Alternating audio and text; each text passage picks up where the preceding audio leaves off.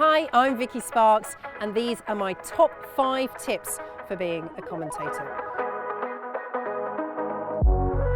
Number 1, do your prep. This is so important. You never know what sort of narrative, what sort of story is going to develop at a football match you're covering. But think about what could happen in terms of red cards, in terms of injuries, in terms of the overall story surrounding this game and these two teams or these two managers. What research can you do to make sure that you're prepared for the twists and turns that might be taken? Get it done before you get there and you'll feel so much calmer when the game kicks off.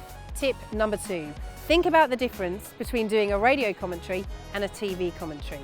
For TV, commentary is all about what you as the commentator can add to enhance the pictures that the viewers are already seeing, in terms of insight, in terms of stats if they're relevant, in terms of bringing to life the game in its wider context. Radio is all about clear description. Where is the ball? Who has it? How likely are a particular team to score? What bits of colour can you add visually to help the listener imagine this game that you're seeing in front of you? Tip number 3, overall context and narrative of your game.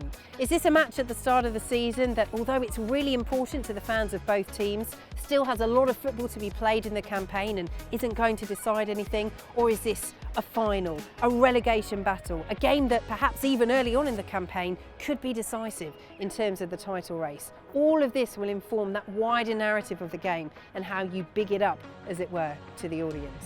Tip number 4, relationship with your summariser. Now this starts even before you get on air. When you see them at the ground or perhaps in the days leading up to the game if you've not worked with them, give them a call, introduce yourself. Just say a little bit about how your week's been going, find out how they're doing and how they're feeling ahead of the game, what sort of thoughts they might have. It all helps to build that relationship before you get on air and sit back and enjoy 90 minutes of football together in conversation.